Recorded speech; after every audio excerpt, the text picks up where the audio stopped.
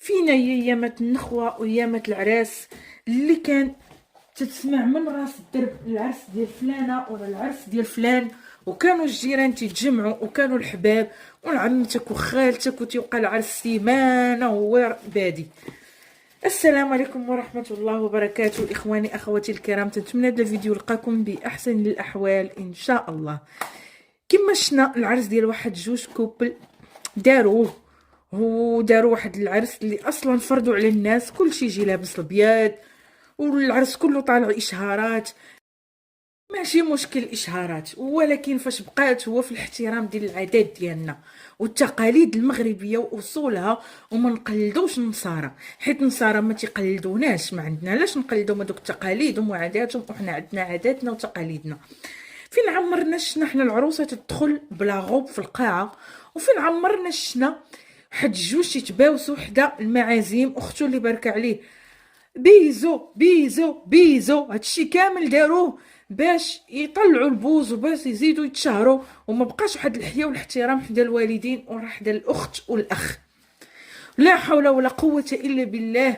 هادشي الصراحه راه ما بقاش تيعجب، ولا تيخلي الجيل ديالنا انه هو ما يبقاش يحترم التقاليد وما يبقاش يحترم العادات. حنا كانت العروسه تدخل بالتكشيطه وبالهمه والشان وبالصلاه والسلام على رسول الله، بالصلاه والسلام على رسول الله. لا دابا لا، دابا تبدلات العادات وتبدلات التقاليد، دابا ولات تدخل بلا غوب او بيزو حدا العائله والاخت العريس اللي فرحانه وناشطه وباركه عليه بوسها بوسها. يعني شناهي زعما شنو؟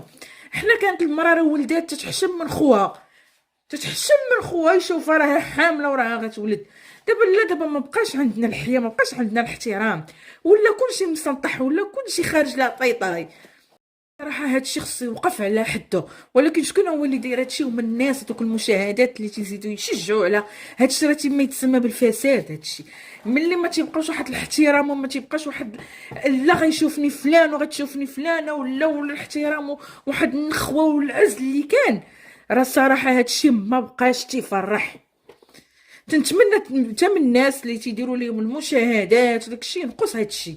راه ولينا تنشوفوا حتى في التيك توك شي يعجب، راه لا اله الا الله، راه ما بقى ما يعجب.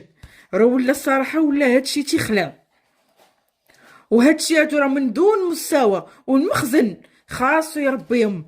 راه ما عندهم راه والدين راه والو، علاش يحشموا هادشي اللي بالكن يديروا فهاد بيزو بيزو بيزو.